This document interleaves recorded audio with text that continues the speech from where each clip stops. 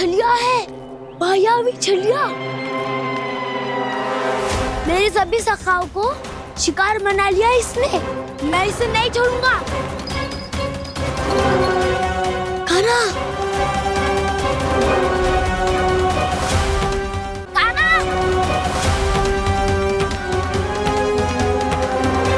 कान्हा, कान्हा,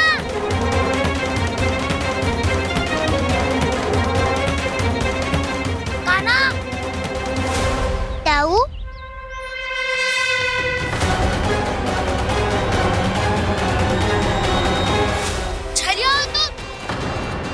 तुमने मेरे सखाओं का अपहरण किया है।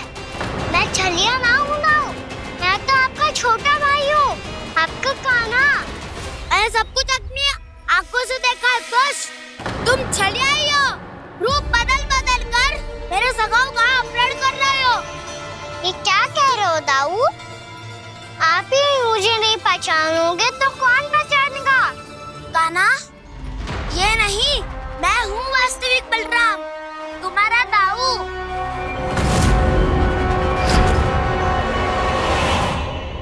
इसके बहकावे में मत आना कान्हा, ये चलिया।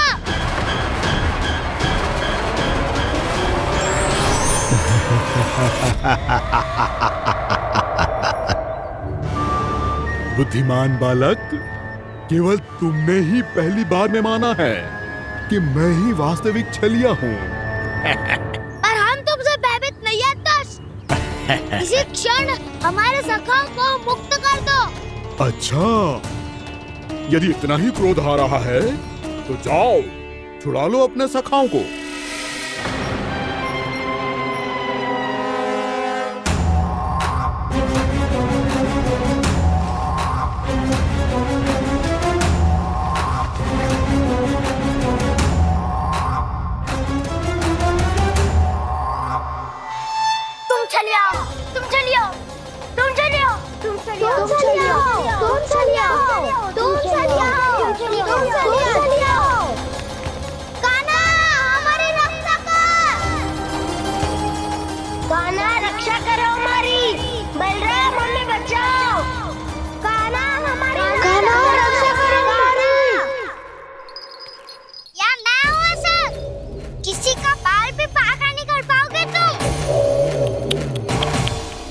बालक, पर मैंने तो पहले ही तुम्हारे सखाओं को उस कंदरा में पहुंचा दिया है। बेचारे इस समय घबरा के रो रहे होंगे, सहायता की भिक्षा मांग रहे होंगे। जानते हो तुम उन सबका अपहरण क्यों कर पाए? क्योंकि मैंने तुम्हें कर नहीं दिया, ताकि मुझे तुम्हारा सामना करने के लिए हिकायत मिल सके। अच्छा। लाओ, आप जाके सखाओं को बचाओ। इस दुष्ट के लिए मैं पर्याप्त हूँ।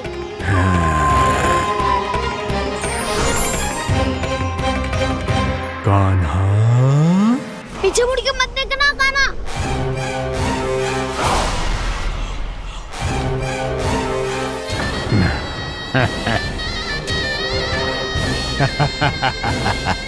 अपने सखाओं की तरह अब तुम भी फंस गए कृष्ण। अच्छी कलाकारी कर लेते हो सर। किसे सिखाया ऐसा स्वांग करना? स्वांग नहीं, माया है ये विद्या मैंने अपने पिताश्री से सीखी है। माया के महान आचार्य मायासुर। तो तुम मायासुर के पुत्र हो, पर जिसके सामने ना माया जाल बुनने का प्रयास कर रहे हो, ये माया के स्वामी है। ये मायाधर विष्णु है। ये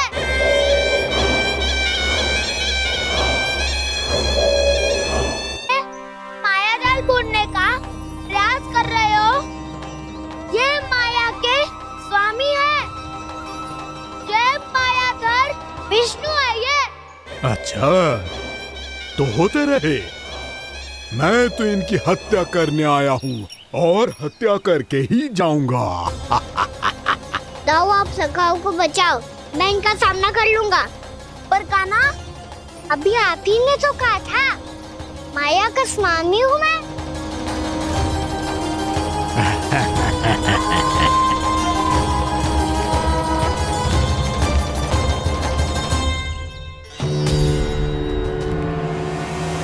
ये तो मथुरा का व्यापारी है।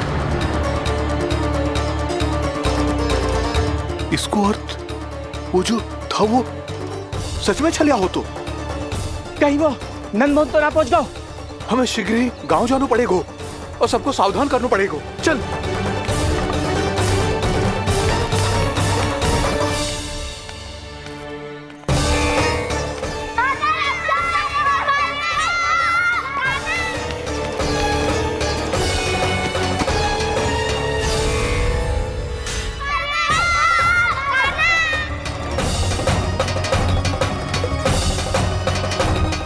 यदि तुम्हें लग रहा है कि मेरे छल के वार से बच गए हो तो मुझसे भी बच जाओगे।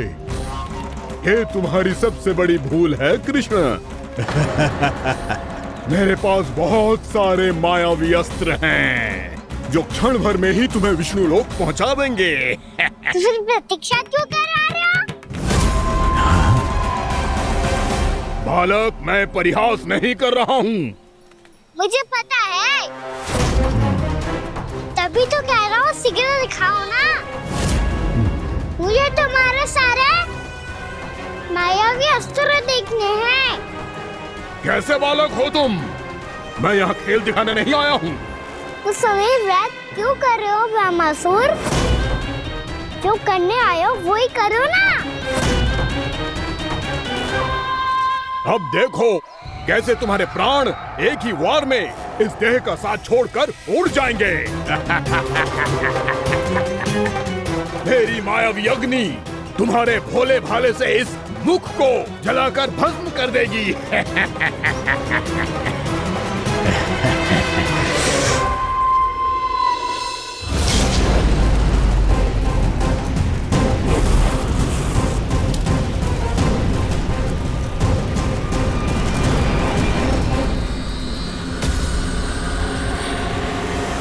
कह रही हो ब्रह्मासुर?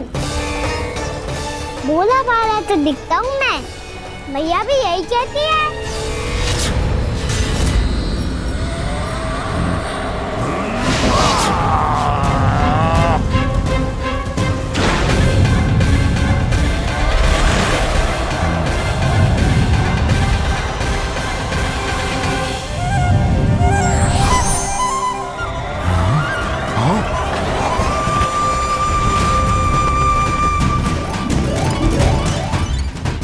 आसन को उपहार देने के लिए बहुत बहुत धन्यवाद ब्रह्मासुर। बहुत समय से खड़े खड़े थक गया था मैं।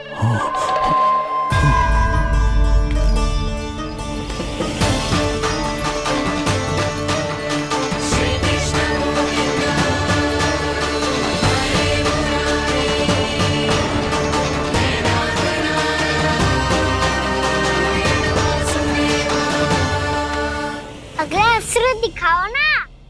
तुम्हारी यही जिज्ञासा आज तुम्हारा अंत करने में सहायक बनेगी मूर्ख बालक।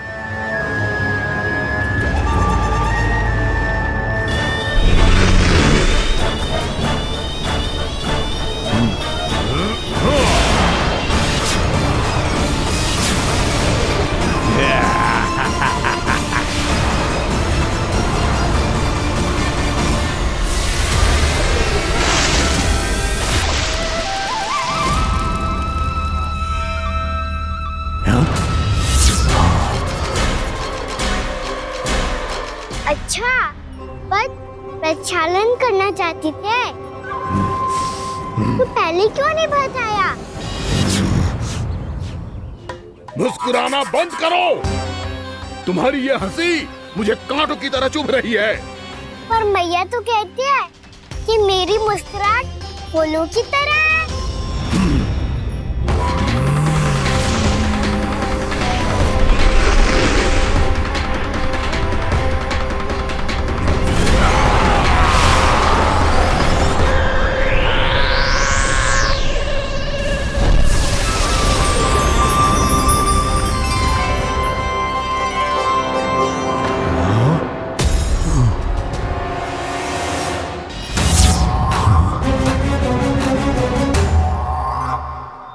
ना मेरी मुस्कुराहट बिल्कुल इन्हीं फूलों की तरह है।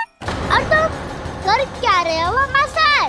कभी आसन दे रहे हो, कभी पद प्रक्षालन कर रहे हो और अब फूल भी चढ़ा दिए।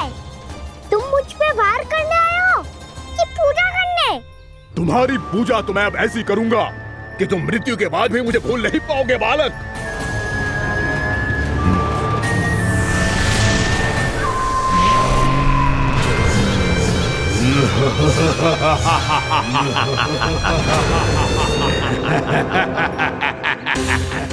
कान्हा, ये चट्टान तो मुझसे हिल ही ना रही।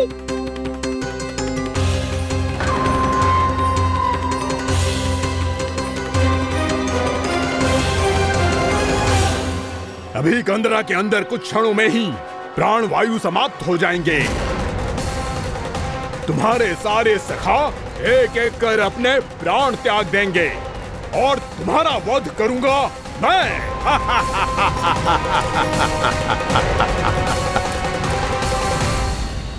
अरे सब जन बच के रहना। छलिया आया हुआ है वृंदावन में। अरे छलिया आ गया है। वृंदावन में मायावी छलिया। अरे क्या हुआ? कौन छलिया? मायावी छलिया सबको छलता है वो। हाँ, कुछ भी कर सके है वो। बहुत भयानक। अरे भानु, ठहर जरा, क्या हुआ? बहुत भयानक है वो। बच के रहना सब लोग।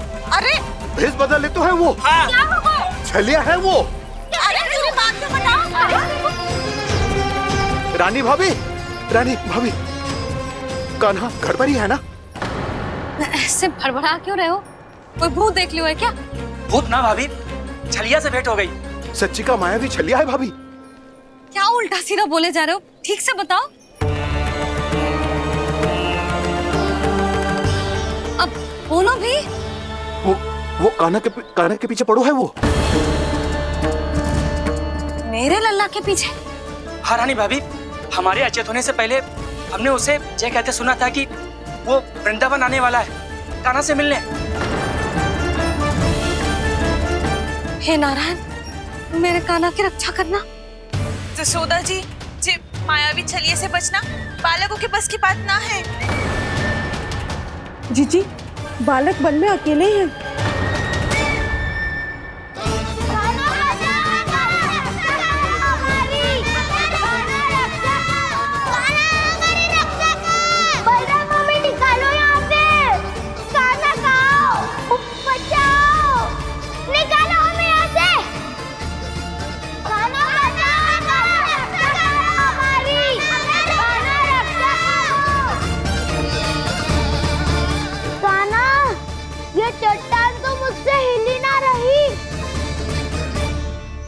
यदि मैं माया का स्वामी हूँ तो आप भी बल के स्वामी हो। ताऊ, अपनी क्षमता, अपना सामर्थ्य स्मरण करो।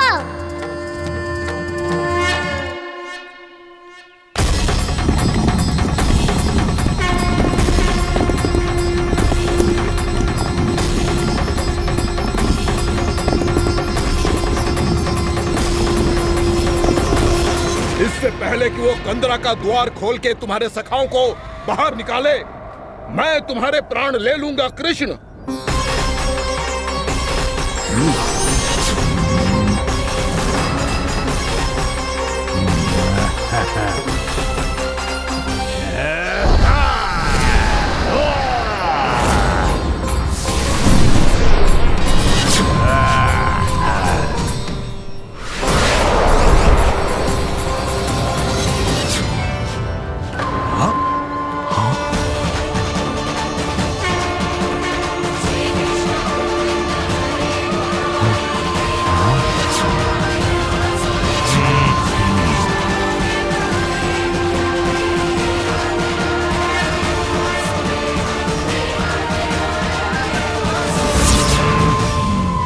अब कितनी पूजा करोगे ब्रह्मासुर?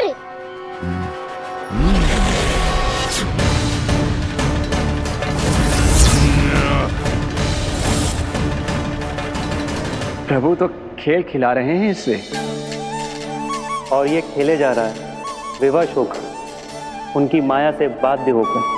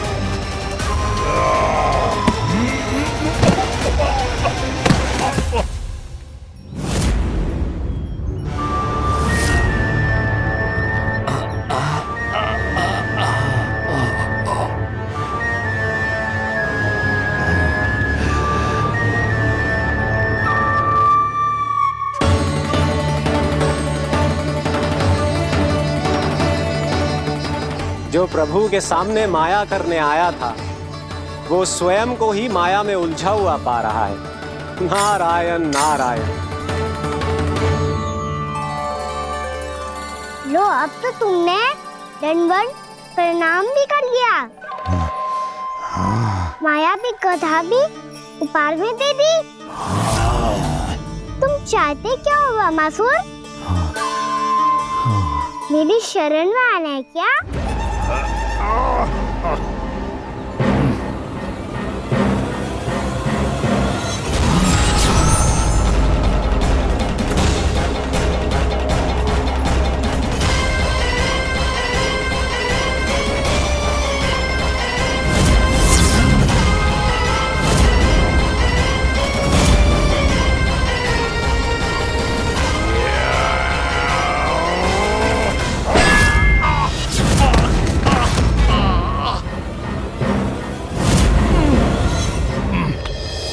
सोच विचार का समय ना है हमारे पास। अपने बालकों की रक्षा के लिए इसी क्षण में निकलना होगा। और वो छलिया किसी का भी रूप धारण कर सकते हो। सुलक्षणा तेरा, शांति तेरा या मेरा, किसी का भी रूप धारण करके हमें भ्रमित कर सकते हो। इसीलिए हमें सतर्क रहना होगा। समझ आई? चलो।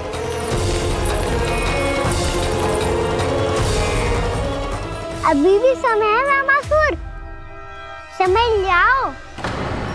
यदि मैया आ गई तो बात गड़बड़ हो जाएगी।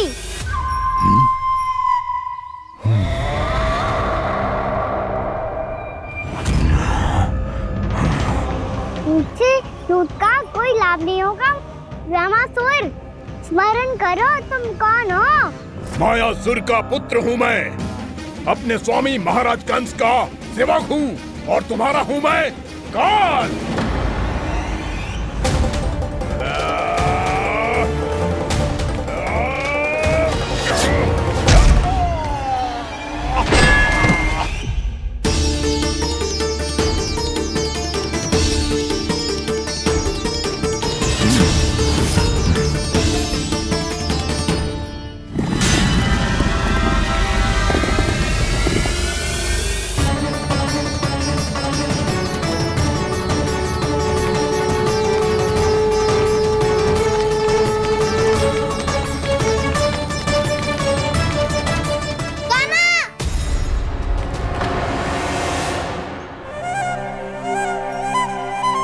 बाबा कहते हैं दुष्टों को पहले बातों से समझाना चाहिए, फिर भी ना माने तो अस्त्र ना उठाना दृढ़ता होती है।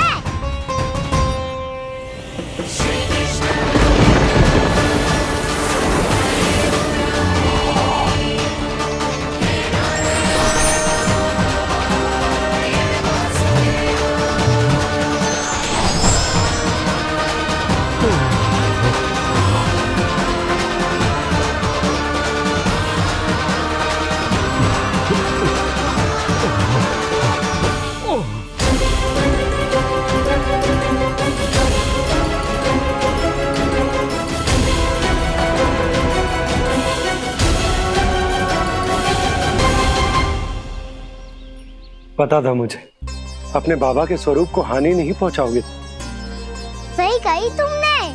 पिता की छवि ही पिता के समान भी आनंदीय होती है। वामासुर, वामासुर। ये मैं अपने वास्तविक रूप में कैसे आ गया?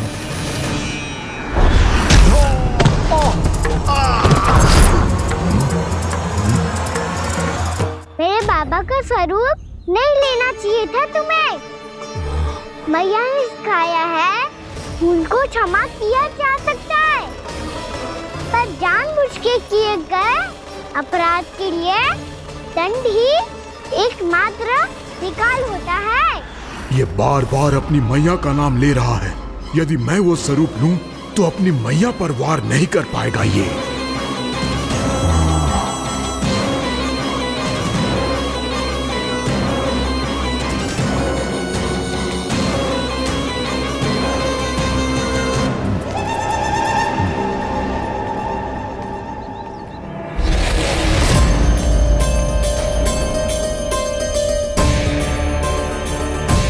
लल्ला, मैं तेरी मैया हूँ, अपनी मैया को मारेगा? बच गया। समझाया था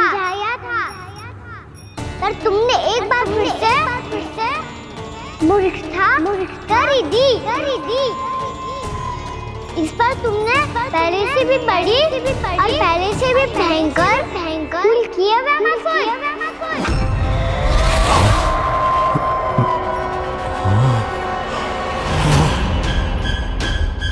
ये क्या हो रहा है मुझे? बार बार मेरा रूप क्यों बदल रहा है?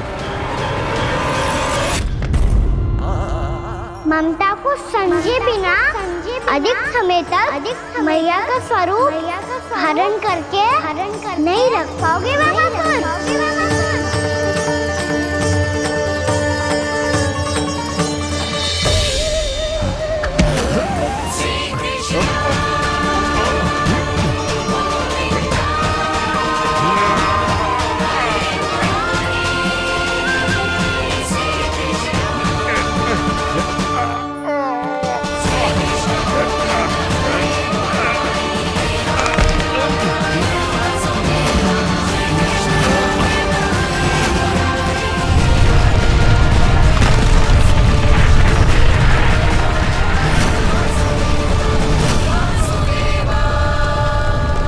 प्रभु के क्रोध से धरती भी कांपने लगी है।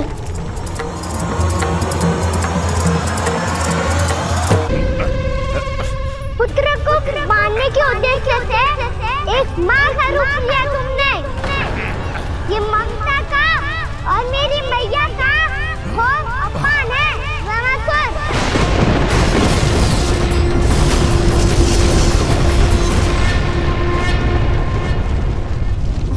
इससे पहले इस असुर के कारण निर्दोष प्राणियों का कोई अहित हो, मुझे कुछ करना होगा। यदि मैं माया का स्वामी हूँ तो आप भी बल के स्वामी हो। दाऊ, अपनी क्षमता अपना सामर्थ्य स्मरण करो।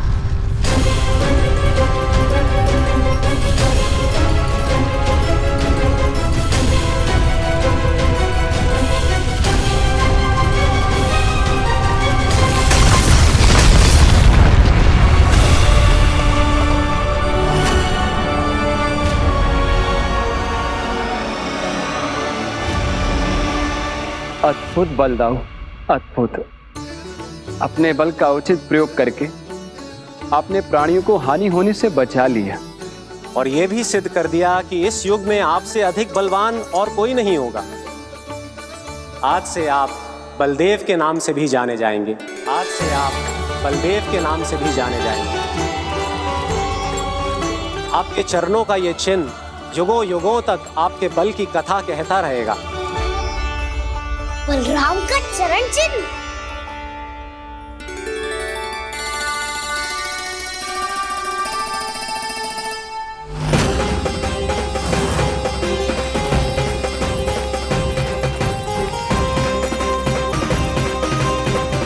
मेरी माया से आज तक कोई नहीं बच पाया है।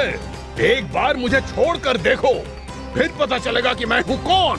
पहले ये तो देख लो कि मैं कौन हूँ।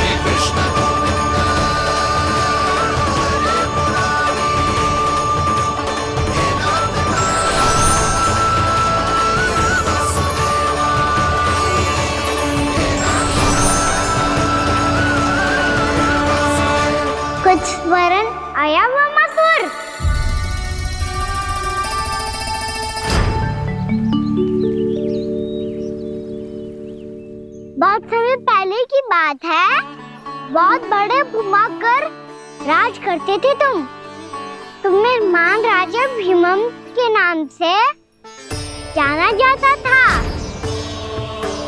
सब कुछ था तुम्हारे पास, पर शांति नहीं थी। इसीलिए शांति की खोज में अपना संपूर्ण राज अपने पुत्रों को सौंप कर मलय पर्वत की ओर चल दिए। अनेक वर्षों की तपस्या के बाद तुम्हारे तप की कीर्ति चारों ओर फैलने लगी और फिर सच्चे तपस्वी की धूप में तुम्हारी ख्याति से प्रभावित होकर महर्षि उलट तुमसे भेंट करने आए। राजा भीमरथ, आपने ईश्वर की प्राप्ति के लिए सब कुछ छोड़ दिया, पर अपना अभिमान नहीं छोड़ पाए।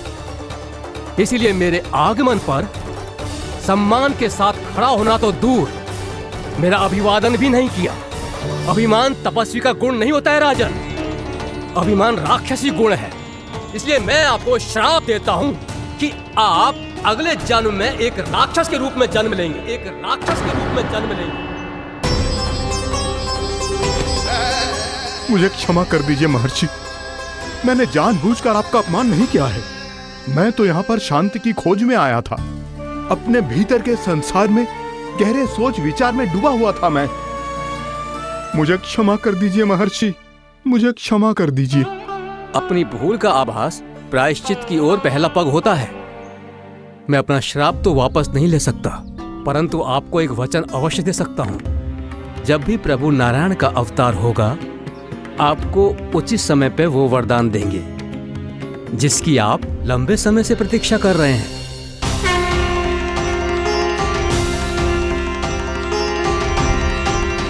प्रभु, आपने मेरी आंखें खोल दी।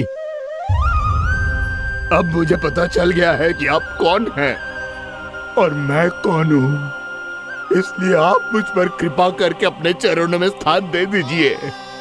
मुझे वो शांति प्रदान कीजिए जिसकी खोज में मैं वर्षों से भटक रहा हूँ।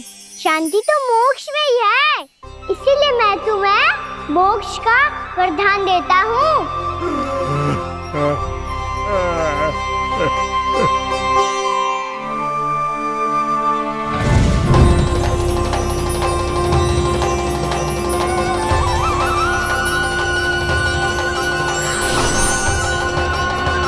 प्रभु की ये लीला सदैव स्मरण रखी जाएगी।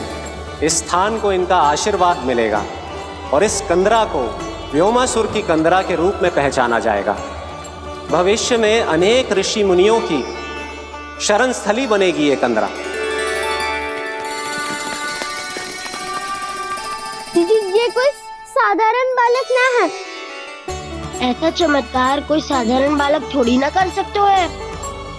तुम सत्य कह रहे थे बलराम, गाना सच्ची में भगवान ही है। तभी तो सब देवता इसे बसाने और इसकी ओर से युद्ध करने आते हैं। तुम सब ऐसे आंखें फाड़ के क्यों देख रहे हो मुझे?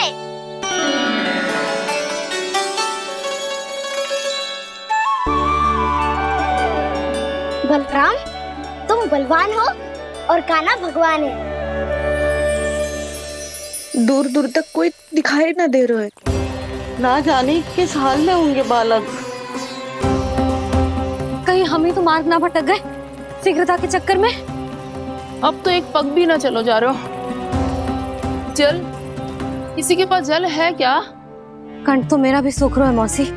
भाभी, निकट ही जमुना जी है, कहूँ तो वहाँ से जल ले आओ। मैं भी जा रही हूँ भाभी, एक से भले दो। हाँ चल, शीघ्रता से आओ। हाँ।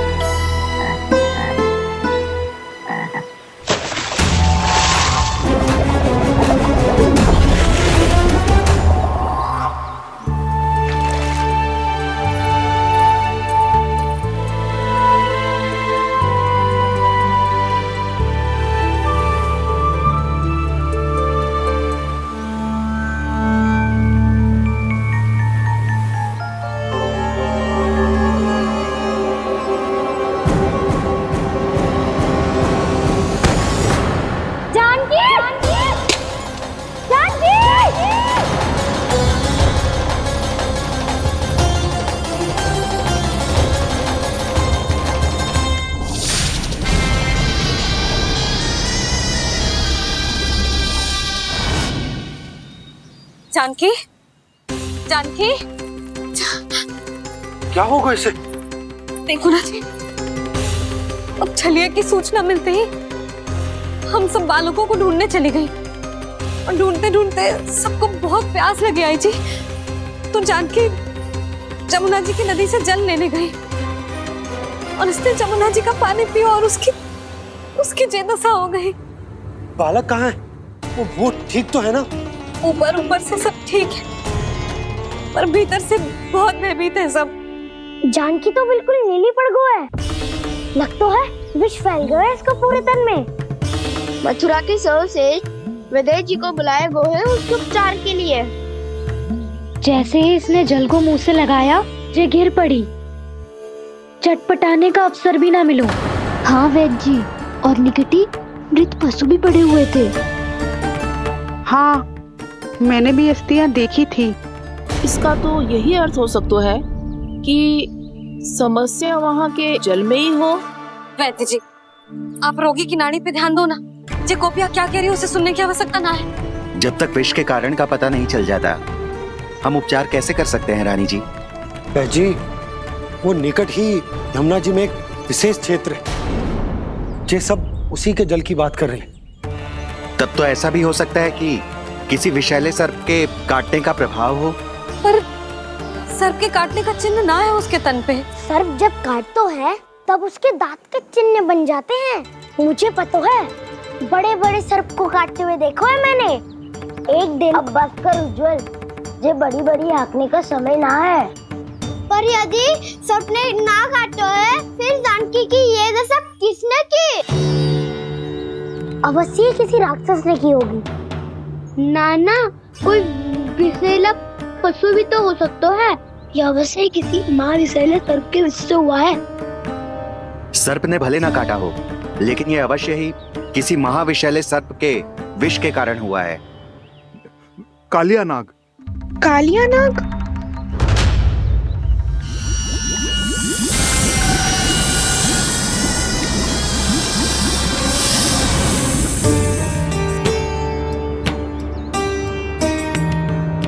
संकेतों से तो ऐसा लगता है कि जानकी ने कालिया नाग के क्षेत्र के विशाल जल पी लियो है। कालिया नाग एक लोक श्रुति है, कल्पना में गढ़ी हुई एक कथा, और कछु ना है।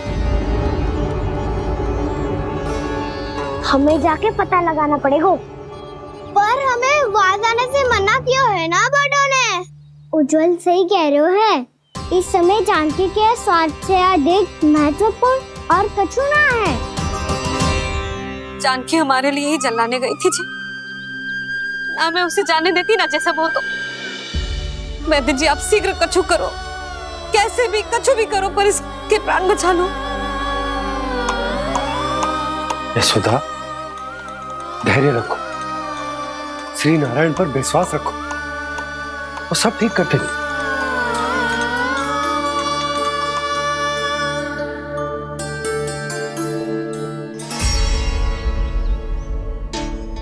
विष की काट की मेरे पास जितनी जड़ी बूटी थी, मैंने सब अर्क बना के पिला दी, पर इसकी दशा में अभी तक कोई सुधार नहीं दिख रहा है। यह अंतिम जड़ी बूटी है। अगर इससे भी चमत्कार नहीं हुआ, तो फिर जो नारायण की इच्छा।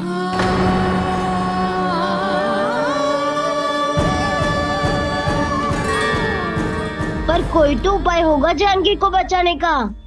कान्हा, यदि तुझे किसी औषधि के बारे में पता है, हमें बता दे, हम जाके ले आएंगे।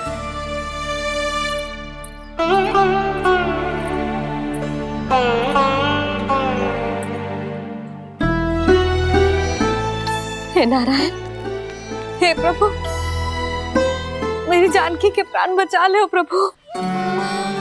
या तो मैं अपने आप को कभी क्षमा न कर पाऊंगी। ये सारी मेरे ही कारण बनाई थी। उसकी रक्षा करो प्रभु, मेरी पुकार सुनो। कान्हा, तूने हमें वत्सासुर से बचाया था ना? और बकासुर से भी तो। और छलिया से भी तो तूने ही बचाया था ना हमें। क्या ऐसा कोई उपाय ना है जानकी को बचाने का? धनवंतरी,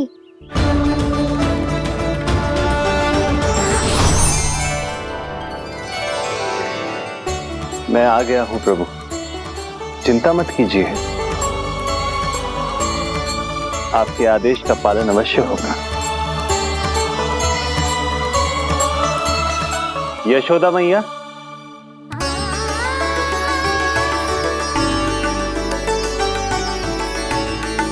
मैया आपको कोई पुकार रहा है।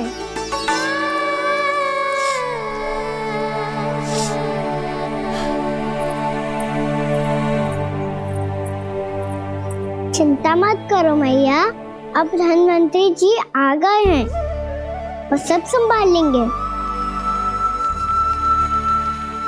धनवंतरी जी कौन है? जिन्होंने संसार का आयुर्वेद दिया, आरोग्य के देवता, वे श्री नारायण के अवतार।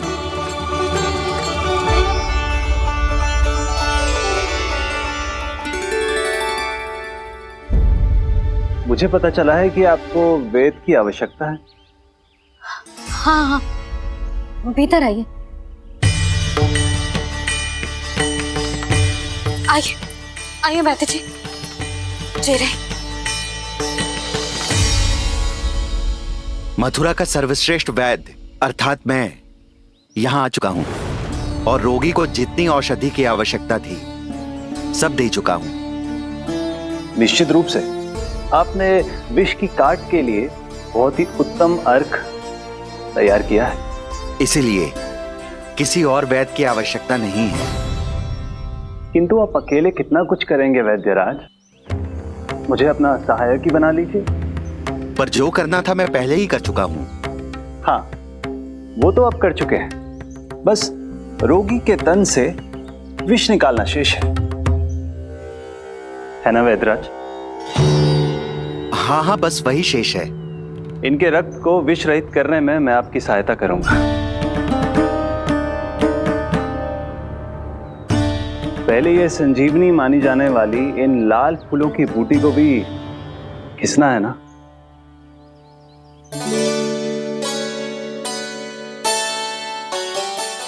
हाँ हाँ, तुम सही कह रहे हो, इसे अच्छे से घिसो।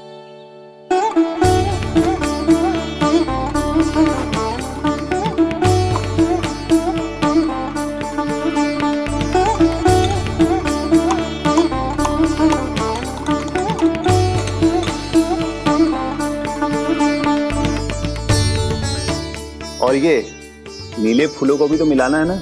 हाँ हाँ, अच्छे सहायक बन सकते हो तुम, ऐसे ही श्रम करते रहो।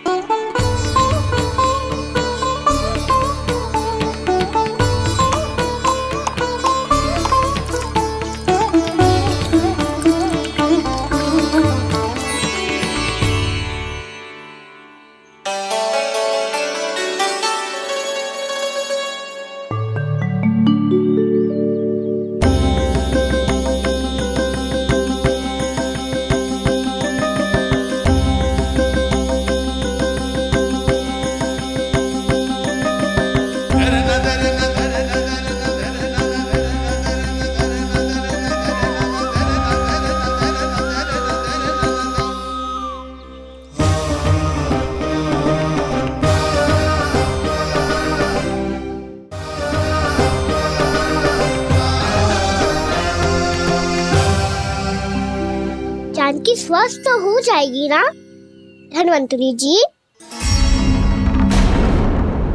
धनवंतरी? प्रभु, अब मैं क्या करूं? आपने तो स्वयं ही मेरी पहचान उजागर कर दी। जी क्या करो कान्हा?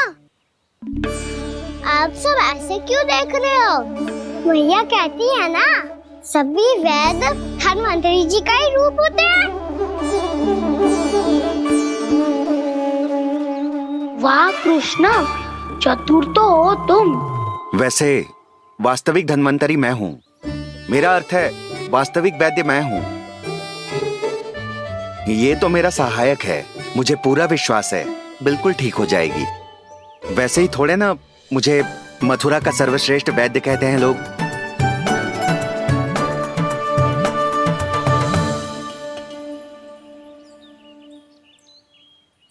जसोदा भाभी, जसोदा जी, जानकी को चेतना आ गई। जानकी, जानकी, जानकी, तू ठीक है ना? क्षमा करना भाभी, मैं आपके लिए जल ना ला पाई। बस बहुत भूख लगी है। मैं अभी कछु लाती हूँ। जानकी, माखन खाओगी?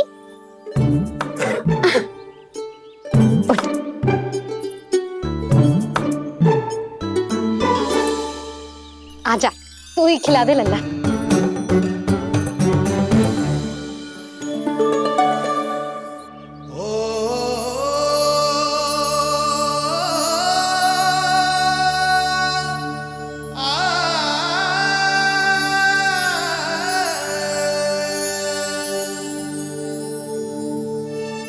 तुम सब मेरे लल्ला को माखन चोर कहती हो ना? आज देखो, अपना ही माखन जानकी को खिला रहे हो।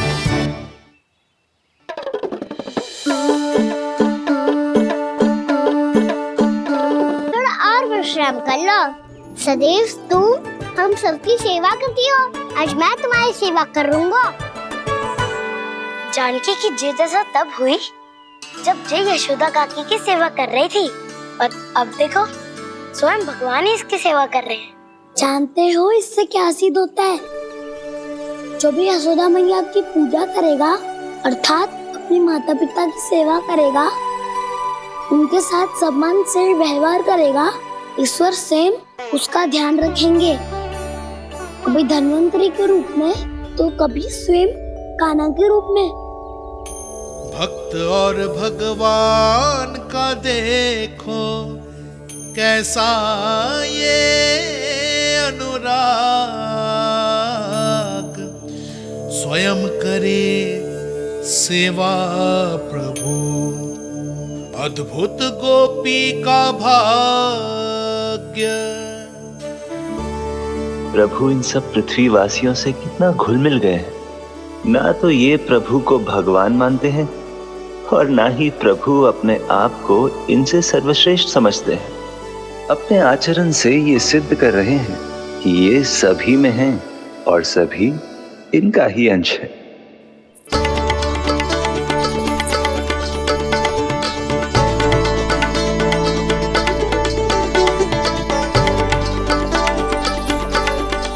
प्रभु, अब मुझे जाने की आज्ञा दीजिए।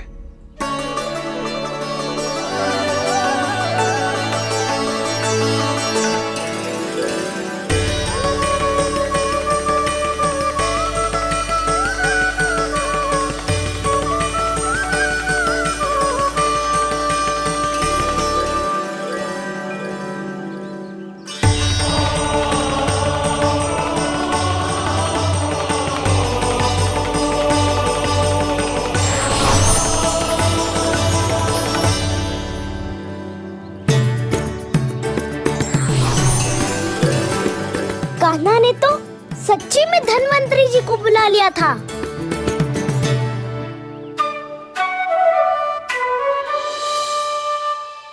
जब से कान्हा का जन्म हुआ है ना, मैं तब से देख रही हूँ, तब से हम पे कोई भी संकट आती है ना, तो अचानक से कोई अपरिचित हमारी सहायता करने आ जाता है, और जाते समय कान्हा की आज्ञा लेके जाते है, और कभी कभी तो इसे प्रभु बोल के जाते है। बाबा संभालो।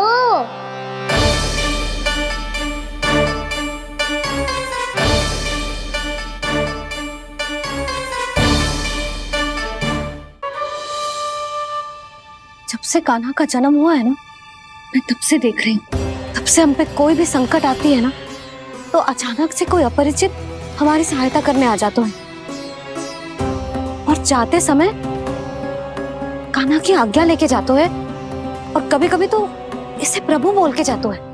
बाबा संभालो। यशोदा, इस जानकी को चढ़ो है और विचित्र विचार तुम्हारे मन में है। अरे सब जानते हैं कि हमारा परिवार राजसी, तुम्हें पता ना चलता हो वो, पर हमारे कान्हा को सब राजकुमार ही समझते हैं देखकर। इसीलिए उसे सम्मान देने के लिए सब ऐसा ही करते हैं, और कोई बात ना है।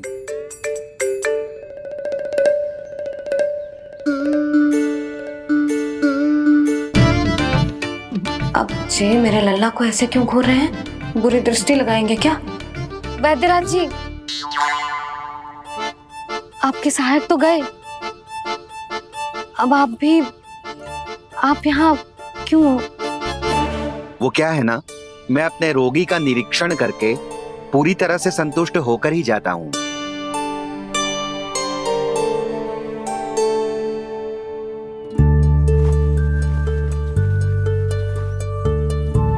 हाँ, संकेत तो अच्छे हैं, कल सुबह तक बिल्कुल ठीक हो जाएगी।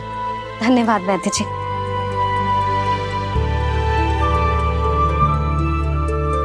बस तो फिर हम कल पकड़न पकड़ाई खेलेंगे जानकी।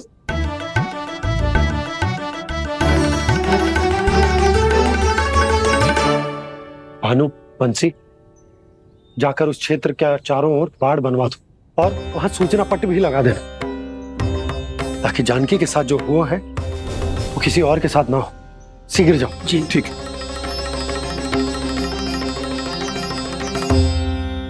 बाड़ और सूचना पट लगवाने से समस्या का समाधान नहीं होगा बाबा। निर्दोष पशु सूचना पट देखकर भी कुछ समझ नहीं पाएंगे।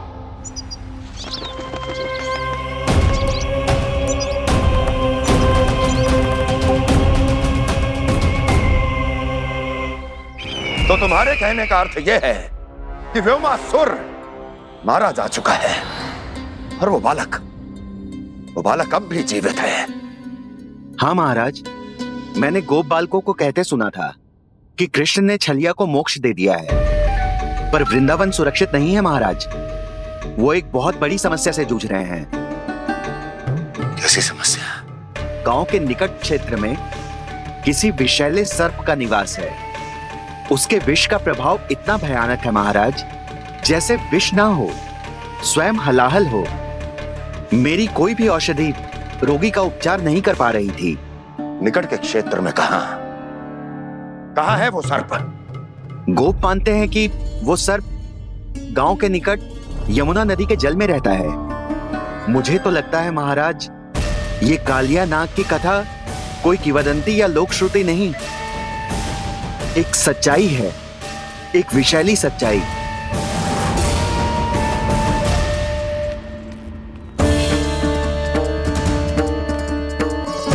कालिया का सामना करने का समय आ गया है, पर उससे पहले मुझे बुलाना होगा उन्हें।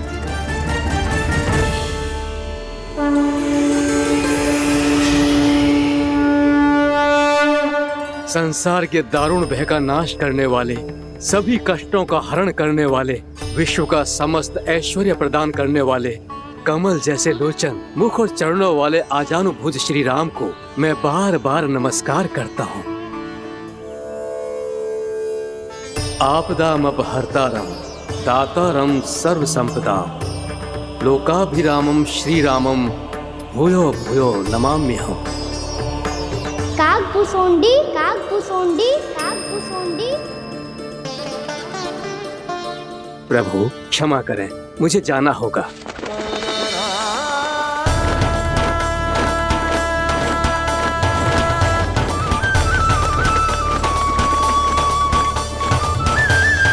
प्रणाम प्रभु। अनेक बार मैं आपके दर्शनों के लिए आया प्रभु। कभी नंद भवन के झरोखों से आपके दर्शन करके चला जाता था, तो कभी दूर किसी वृक्ष की आड़ से आपको निहार लिया करता था। आज आपने स्वयं मुझे बुलाकर धन्य कर दिया प्रभु।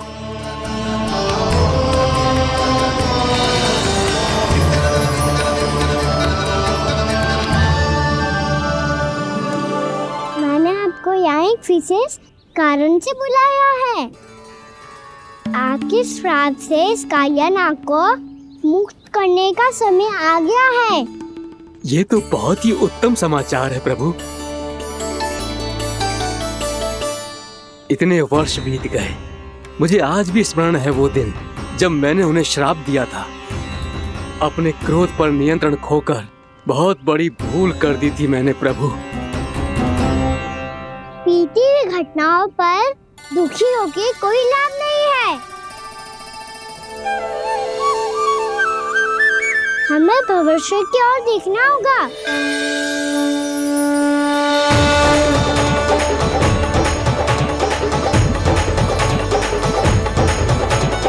आदेश कीजिए प्रभु, क्या आज्ञा है आपकी?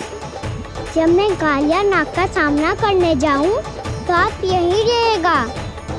आपको अपने आप पता चल जाएगा कि कब क्या करना है।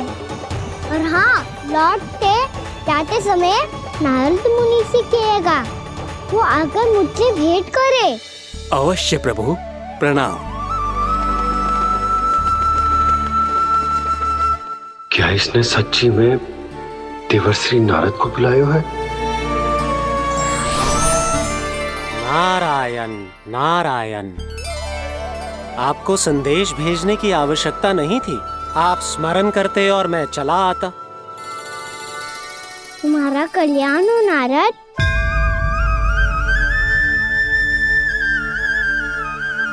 मैंने तुम्हें एक विशेष कार्य के लिए बुलाया है। आज्ञा दीजिए प्रभु। तुम्हें एक बार फिर कंस से भेंट करनी होगी। विचार कीजिए महाराज, क्या आप बिना किसी शंका के कह सकते हैं कि कौन सी पंखुड़ी पहली है और कौन सी आठवीं? उस दुष्ट से भेंट करना स्वयं कीचड़ में उतरने के समान है प्रभु। कमल पुष्प प्राप्त करना हो तो कीचड़ में उतरना पड़ता है नारद। आपका आदेश तो मैं स्वप्न में भी नहीं टाल सकता प्रभु। कंस कालिया नाग के बारे में जान गया है, पर वो उसका सामना करने का साहस नहीं कर पाएगा। मैं आतुर हूँ प्राप्ति, मूर्ख नहीं। मेरी बुद्धि फिर नहीं गई है। मैं स्वयं उस कालिया जैसे महाविषैले सर्प के सामने खड़ा हो जाऊं और अपने ही काल को आमंत्रित कर लूं। तो फिर अपने लाभ के लिए उसका प्रयोग करने का कोई और उपाय सोचिए स्वामी। कुछ ऐसा कीजिए कि यमुना नदी का पूरा जल विषैला हो जाए और वृंदावन वासी उसका उपयोग करे, और आपका काल कहलाने वाला वो बालक स्वयं काल के गाल में चला जाए। उत्तम उत्तम सुझाव है प्राप्ति।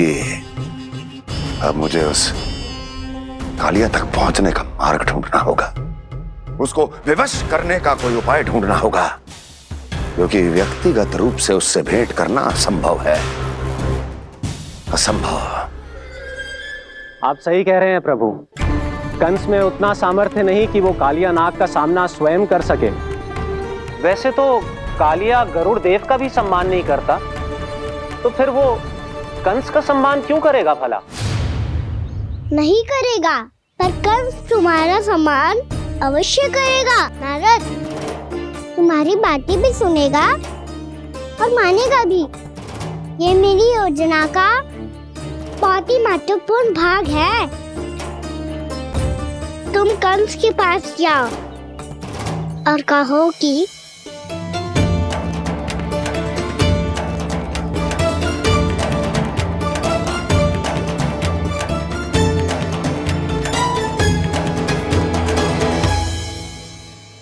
संतान अपने माता पिता को तीर्थ का सौभाग्य दिलाती, और मेरा लल्ला कितना महान कि उसने हमारे घर को ही तीर्थ बना दिया।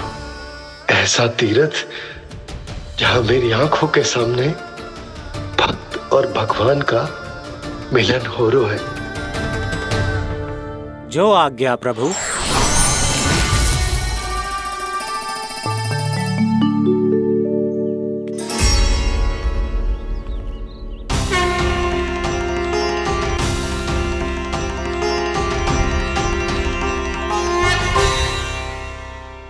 बाबा, कान्हा, ये सब क्या चल रहा है? पहले काग भुसुंडी जी और फिर जे नारद जी। क्या योजना बना रहे हो तुम? कान्हा, बता ना लल्ला, क्या सोच रहे तू? कान्हा देख, अगर तुझे अपने बाबा को ना बताना हो ना, तो अपने भक्त को बता दे। क्या सोच रहे हो लल्ला? क्या करने वाले हो आप?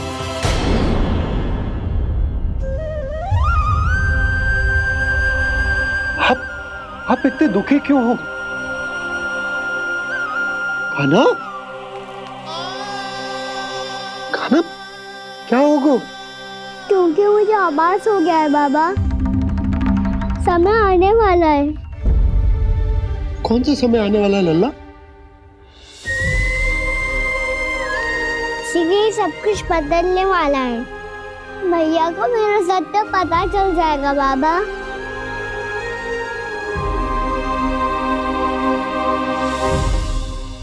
पर लल्ला, इसका काक भुसुंडी और कालिया नाग से क्या संबंध है?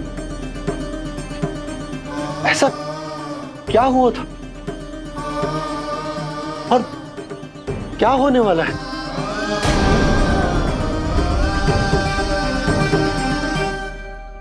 जो होने वाला है बाबा, उसका संबंध उससे है जो सैकड़ों वर्ष पहले हुआ था।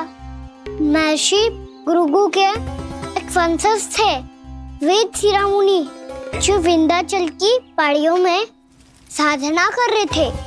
तभी वहाँ अश्वशिरा नाम के एक दूसरे मुनि आमंत्रण के बिना ही आ गए।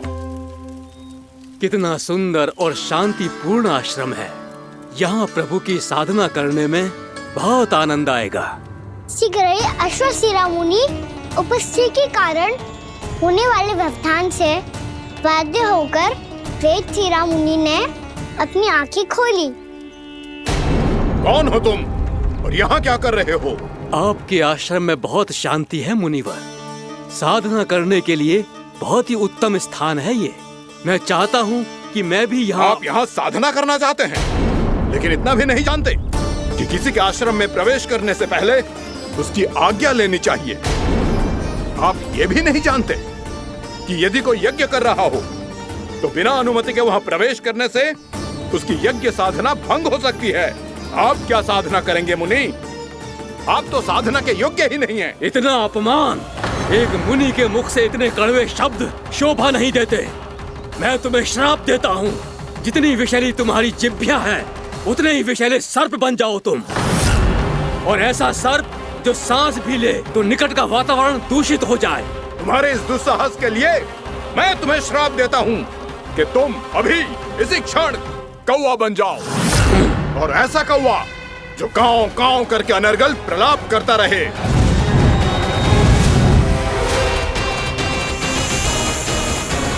ये मैंने क्या किया? ये मैंने क्या किया? क्रोध के कारण दोनों ने एक दूसरे को श्राप दे दिया। पर दोनों ही मेरे भक्त हैं, और भगवान होकर मैं अपने भक्तों को इतनी कठिनाई में कैसे देख सकता था। इसीलिए जिस संकट में उन दोनों ने अपने आप को फंसा लिया था, उसका समाधान करने में मैं उनके पास गया। देखिए ना प्रभु, ये क्या हो गया हमसे? हमारी रक्षा कीजिए प्रभु, मार्ग दिखाइए हमें। क्रोध पर नियंत्रण ना होने के कारण आप दोनों ने एक दूसरे को बहुत ही भीषण संकट में डाल दिया है। अब दोनों ही तपस्वी, तप के बल से दिए गए आपके श्राप को लौटाना भी संभव नहीं है। प्रभु, कोई तो उपाय होगा, हम आपके शरण में हैं प्रभु। अपराध तो हमसे हुआ है प्रभु, पर अब आपसे ही आशा है। कुछ ऐसा कीजिए भक्त वत्सल, जिससे हम दोनों के श्राप का प्रभाव कुछ कम हो जाए। आप दोनों ही मेरे भक्त हैं, इसलिए आपकी पीड़ा का निवारण करने का एक उपाय है मेरे पास। वेद शिरोमणि, जब आप कालिया नाग बनेंगे तो आपको मेरे चरणों को अपने शीश पर धारण करने का सौभाग्य मिलेगा। और अश्व शिरोमणि, आप काग योनि होने के बाद भी आप श्रेष्ठतम ज्ञान और सर्वाधिक यौगिक सिद्धियों के स्वामी होंगे। और प्रवचन दिया करेंगे। इसके बाद अश्वशिरा मुनि काकभुसुंडी बन गए, जिन्होंने आगे चलकर स्वयं गरुड़ देव को रामायण सुनाई और मुनि वेदशिरा महर्षि कश्यप और देवी कत्रियों के पुत्र कालियानाग बनकर जल में। और अब वही कालियानाग जमुना जी में, जिनके कारण जानकी के प्राण लगभग चले ही गए थे। अब कालियानाग को उचित स्थान पर भेजने का समय आ गया है बाबा। पर ये तो अच्छी बात है कान्हा, वेदशिरा मुनि को दिया हुआ तुम्हारा वचन भी पूरा हो जाएगा, जमुना जी की शुद्धि भी हो जाएगी। इस सब के बाद भी तुम दुखी क्यों हो? क्योंकि इसके बाद मैया के सामने मेरा रहस्य खुल जाएगा बाबा। उन्हें पता चल जाएगा कि उनका बालक कोई साधारण बालक ना है। भविष्य में जो होने वाला है उसे सबके सामने घटने से रोकना मेरे लिए भी संभव ना होगा। मैया को सब पता चल जाएगा। क्या पता चल जाएगा रे मुझे?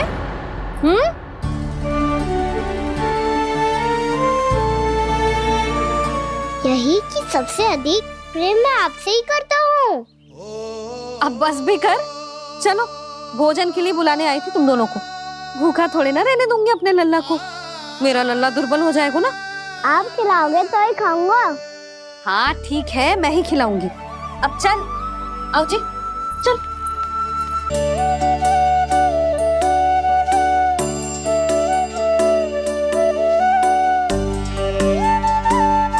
मैया खेलो ना मेरे साथ। मैया सुनो ना, मेरी बात ना मानोगी? अभी बहुत कार्य पड़े लल्ला, देख जानकी को औषधि भी देने जानो है ना। औषधि मैं दे दूंगा, फिर तो खेलोगी ना आप मेरे साथ। पिछले कुछ दिनों से अपनी मैया का अधिक से अधिक प्रेम पाने का प्रयास करो है कान्हा।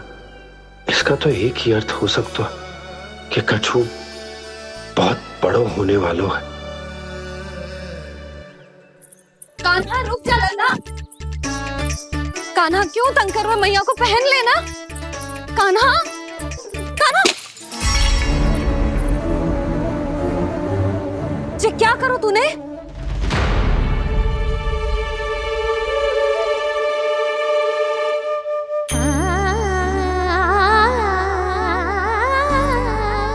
अच्छा ठीक है, अब मुंह लटकाने की आवश्यकता ना है।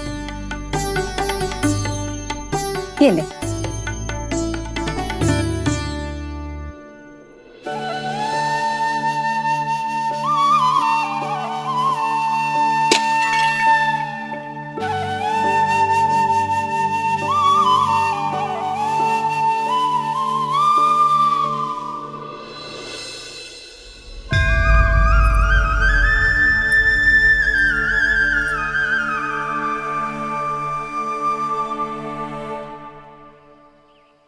तंग करे मैया को खिजाए, खेले रूठे मनाए, लीला अनोखी करके शरारत, कान्हा दंड भी पाए।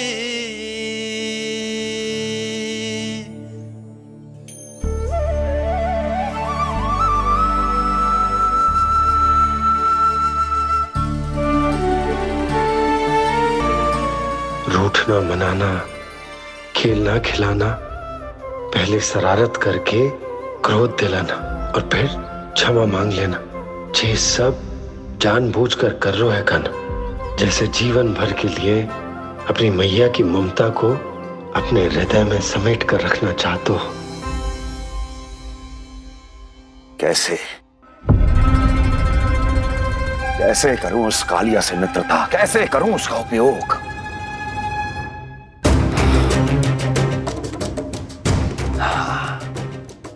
उस पर आक्रमण कर देता हूं और उसे किसी ना किसी तरह से यह विश्वास दिला देता हूं कि यह आक्रमण उस विष्णु अवतार ने किया है। फिर वो क्रोध में आकर सारे वृंदावन वासियों को अपने विष से समाप्त कर देगा। उचित है, ये उचित है। नारायण हरि, नारायण हरि।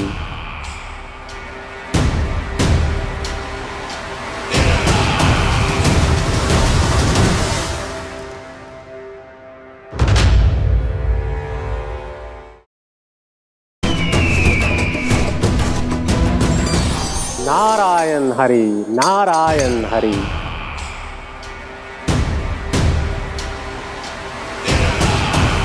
प्रणाम देवर्षि। किस योजना में कितना लाभ है और कितनी हानि, यह आंकलन करते करते थक गए होंगे मथुरा नरेश। देवर्षि, आज मेरा ध्यान कैसे आ गया आपको? आप तो सदैव ही मेरे ध्यान में रहते हैं महाराज कंस। सत्य तो यह है कि मथुरा में जो भी हो रहा है मुझसे छिपा हुआ नहीं है। मैं जानता हूं कि आप किसी भी असुर को वृंदावन क्यों ना भेजें, और वो असुर कितना भी शक्तिशाली क्यों ना हो, कृष्ण का सामना नहीं कर पाता। या तो पराजय स्वीकार करके आपके पास लौट आता है, या तो फिर वीर गति को प्राप्त हो जाता है।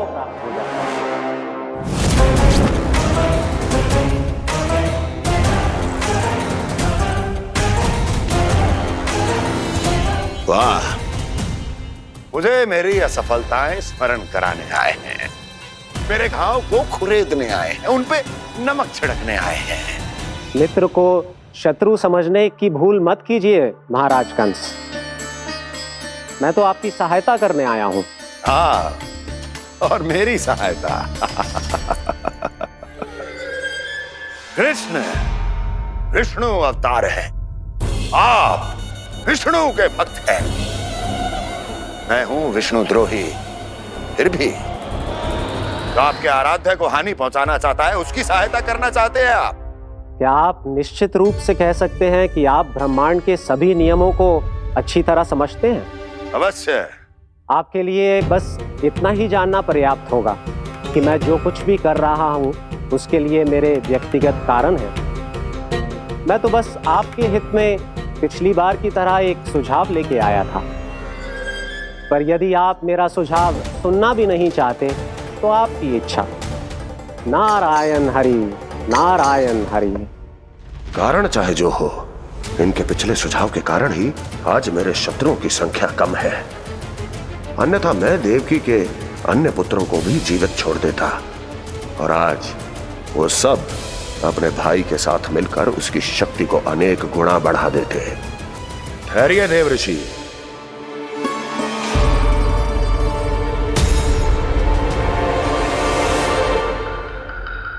बताइए क्या सुझाव है आपके पास? मेरे सुझाव का नाम है कालिया नाग।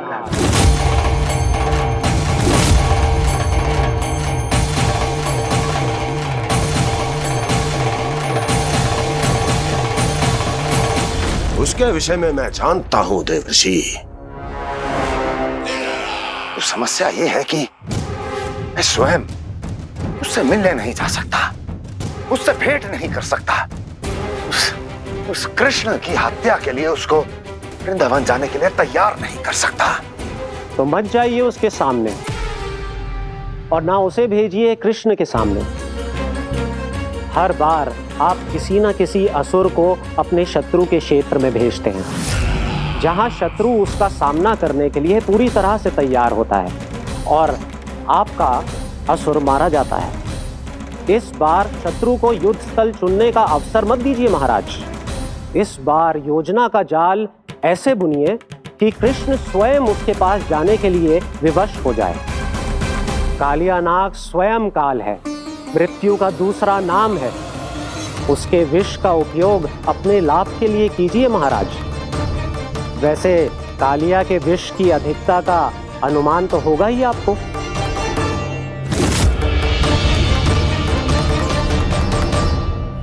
एक बार जो उसके क्षेत्र में पहुंच गया, फिर उसके विष से बचना असंभव है। उचित सुझाव है देवर्षि, उचित सुझाव है। देवर्षि, उस छलिया विष्णु की भक्ति करते करते आप भी उसके रंग ढंग सीख गए हैं। उचित है। उचित है।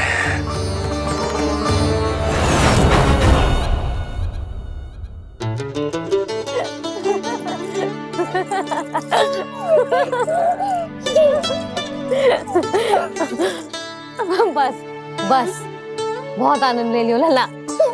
बस अब दूध पी ले। ठहर ठहर, गर्म है। जी ले पी।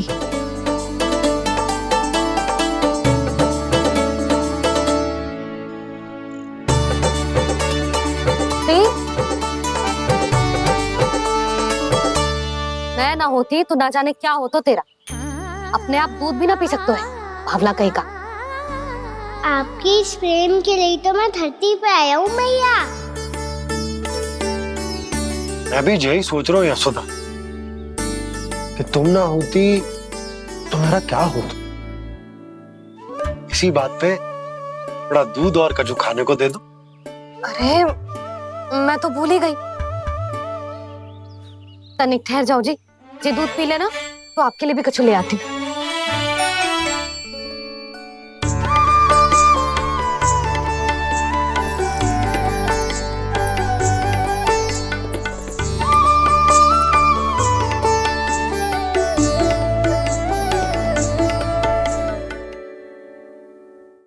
प्रणाम महाराज। आपकी आज्ञा के अनुसार बिल्कुल वैसा ही पत्र तैयार किया है जैसा आप चाहते थे।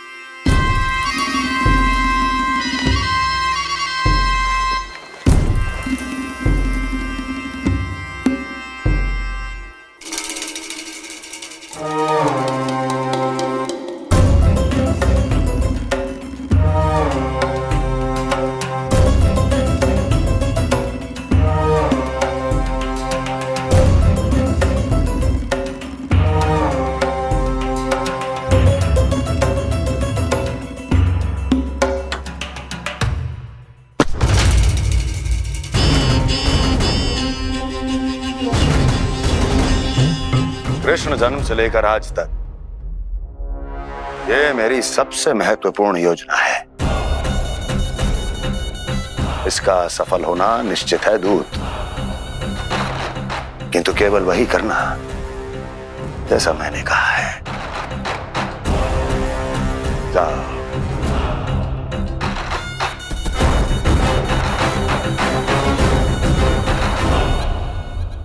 कान्हा,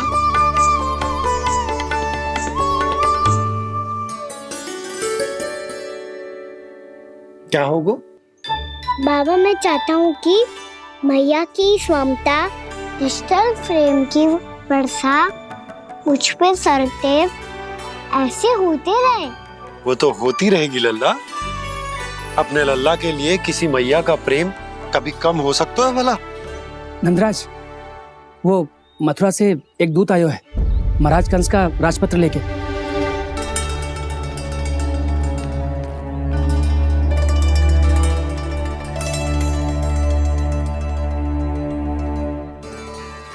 कान्हा अब क्या करने वाला है?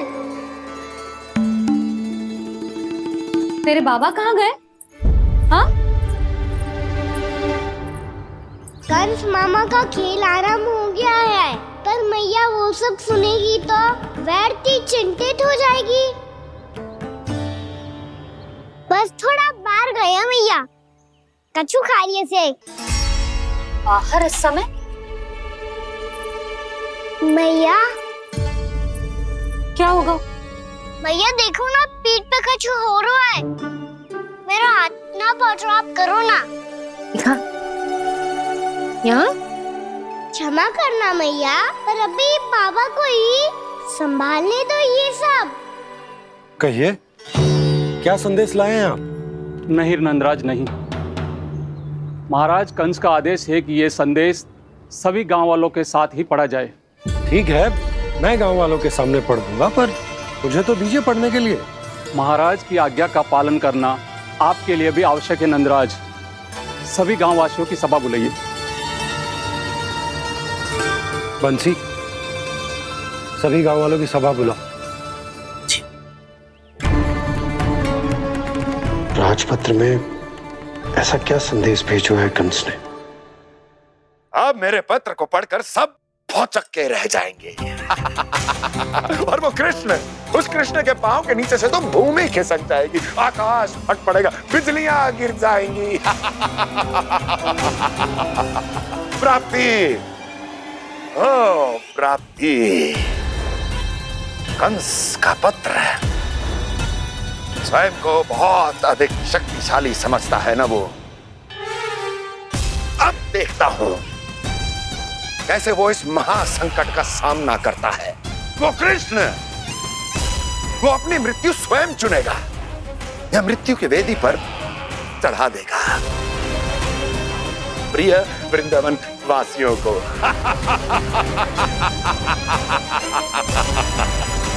अब आएगा आनंद प्राप्ति, अब आएगा आनंद। सबको इकट्ठा करवा के ही पढ़वाएगो। अवश्य ही कोई विशेष संदेश दिया होगा कंस ने।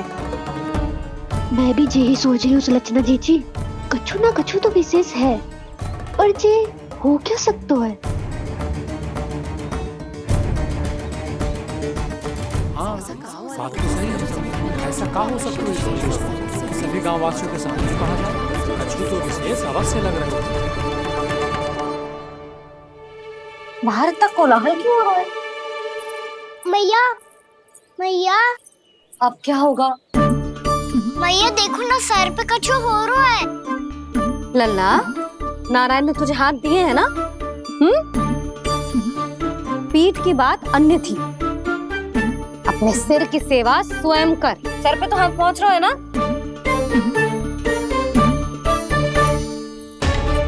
मैया सुनो ना, मैया देखो ना, तीव्र कर, कछु हो रहा है। मैया देखो ना, तीव्र कछु हो रहा है।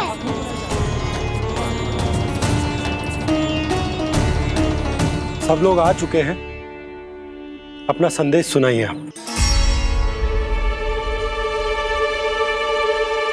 गोपराज नंद और सभी वृंदावन वासियों को सूचित किया जाता है कि मथुरा अधिपति और आप सभी के महाराज कंस ने कल सुबह भव्य पूजा का आयोजन किया है। इसके लिए राज्य को वृंदावन के क्षेत्र के निकट यमुना नदी के मध्य में खिलने वाले 1 कोटि कमल के पुष्पों की आवश्यकता है। इसीलिए आप सभी को यह आदेश दिया जाता है कि ये सभी कमल के पुष्प प्रथम पहर से पहले राजसभा में पहुंचा दिए जाए। सारे वो भी प्रथम पहर से पहले कैसे हो सकते हैं? यदि आप ऐसा करने में असफल रहे तो इसे राज आज्ञा का उल्लंघन माना जाएगा और राजद्रोह के आरोप में आप सभी को कड़े से कड़ा दंड दिया जाएगा। स्मरण रहे, यदि कल की पूजा में इन 1 कोटि कमल के पुष्पों का ना पहुंचने के कारण कोई व्यवधान आया तो समस्त वृंदावन वासियों को दोषी माना जाएगा और पूरे गांव को निवासियों सहित धूल में मिला दिया जाएगा। कल प्रथम पहर तक का ही समय है आप सबके पास।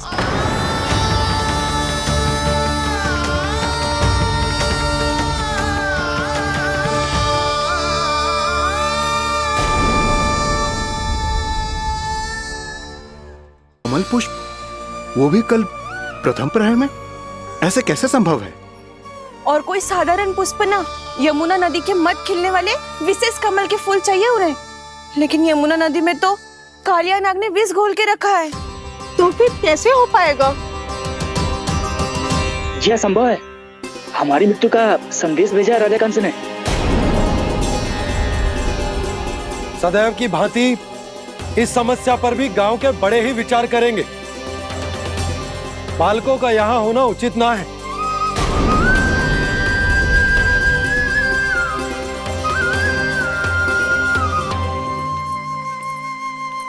लल्ला, ले, जे गेंद ले, जा अपने सखाओं के साथ खेल।